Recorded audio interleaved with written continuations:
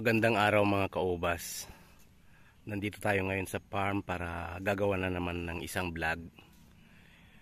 This time pag-uusapan natin kung ano ba yung magandang setup para sa ating mga ubas. Kasi yung success ng ating pag-uubas ay nagdidepende sa mga bagay na yan. Kung ano ba talaga ang magandang setup para mapalaki natin ng maayos ang ating mga ubas. At later on, mapabunga natin. So, ito tayo ngayon sa farm para pag-usapin natin ang mga bagay na yan. Siguro bago ang lahat, papakita ko muna guys kung ano yung hindi magandang setup na pwedeng mangyari. I-share ko lang sa itong experience ko dito sa farm. Ito ang aking ubas guys na hindi nag-succeed or hindi tagumpay kasi hindi maganda ang kanyang setup. Makikita nyo na namatay na sila dito sa isang parte ng aming ubasan. Ang siste dito ay itong hindi natin makontrol ang patubig nito. Yung pagtatanim ko dito makikita nyo dyan lang sa lupa, itinanim natin sa lupa. Maganda naman ang kanyang paglaki kasi umabot naman siya ng pintle pin size yung kanyang main trunk. Kaya lang pagdating ng tag-ulan, doon na siya nagka-problema kasi hindi maganda ang drainage system dito. Although itong parte ng farm namin na ito mas mataas naman siya kaysa sa tinataniman ng mga palay. Pero that is not enough guarantee na magiging successful ito kasi yung drainage system ang problema.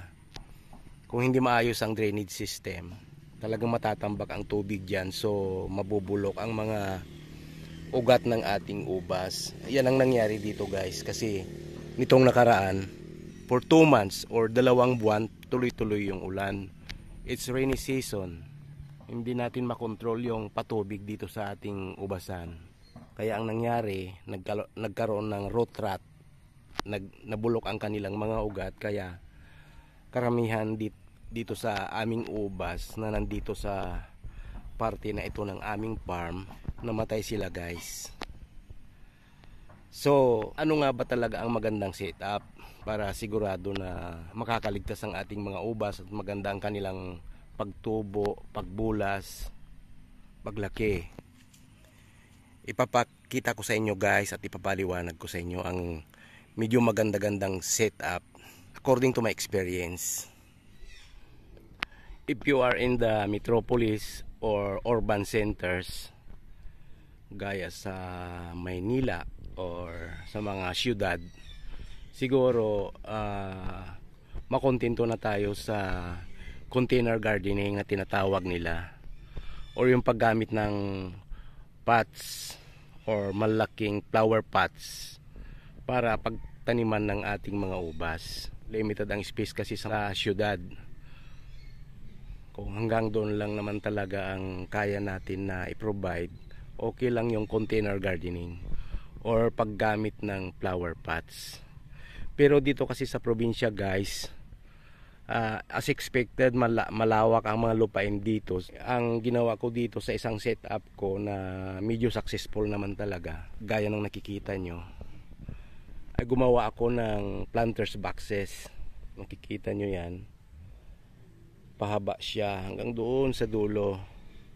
So bali 2 patong lang na hollow block yan guys.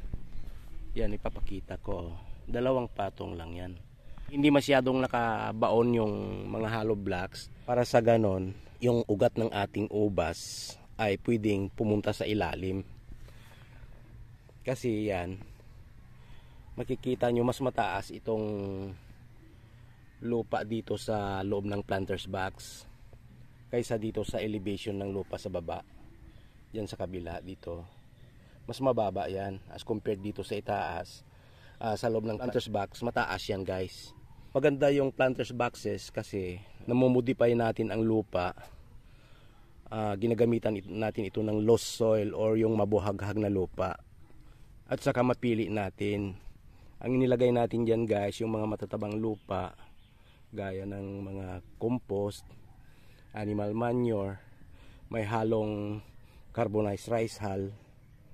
Yun ang pinaghalo-halo natin dyan. Mayroon na ring river sand, ganon. So talagang selected talaga yung lupa na nilagay natin dyan sa mga planters boxes na yan.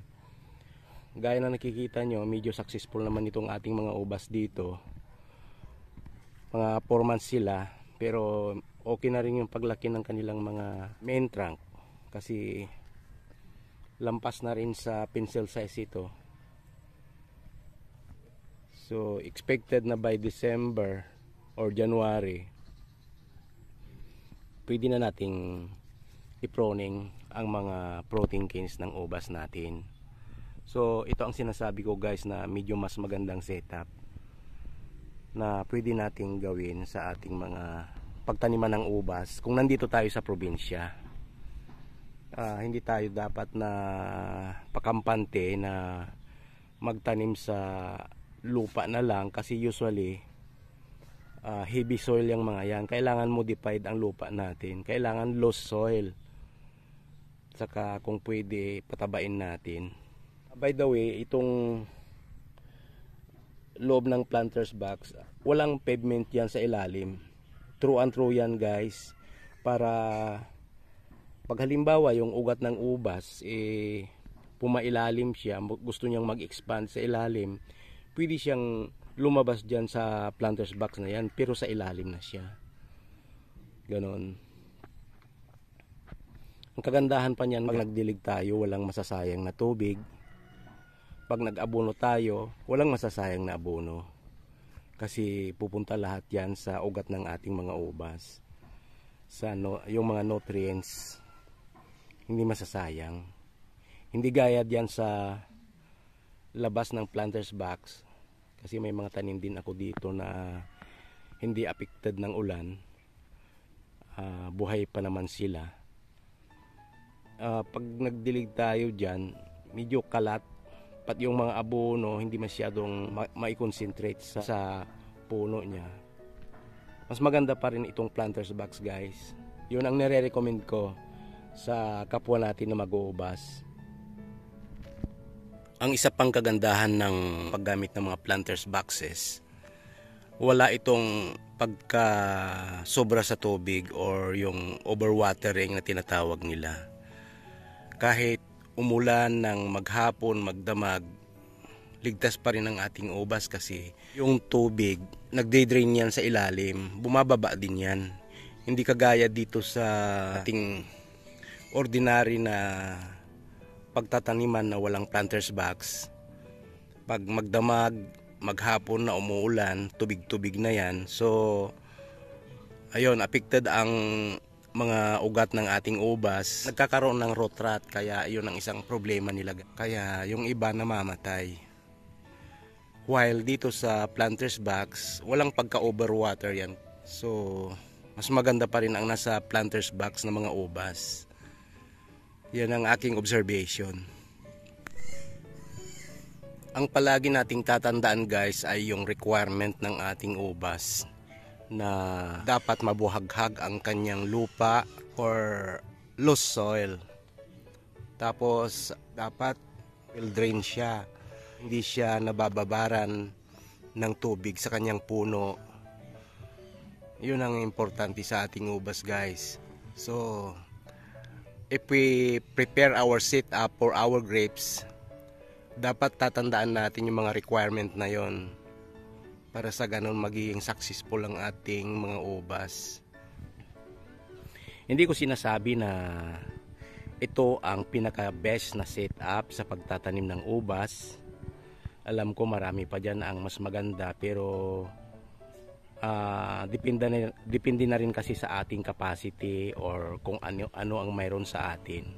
Yung mga nasa Maynila, talagang limited ang space sa mga urban areas, so yung ginagawa nila ay magtatanim sila sa paso. Yun ang karaniwan na ginagawa ng nasa mga urban areas. Anyway, ang importante, mapapabungan natin ang ating ubas guys. Hanggang dito na lang muna itong vlog natin guys. Sana may napulot kayong aral sa ating munting video. Sa ating mga bagong viewers, please mag-subscribe na lang kayo at para tuloy-tuloy ang sharing of experiences na maibabahagi ko sa inyo. Sa ating mga subscribers, thank you sa patuloy na pagsusuporta sa atin. Sana nag-enjoy kayo sa ating mga mumunting video. If you have questions, please mag-comment lang po kayo or ask your questions and I will try to answer them sa abot ng ating makakaya. Si Sono Primores of Morris Farms na nag-iwan sa ating lahat ng isang magandang araw. Thank you for watching.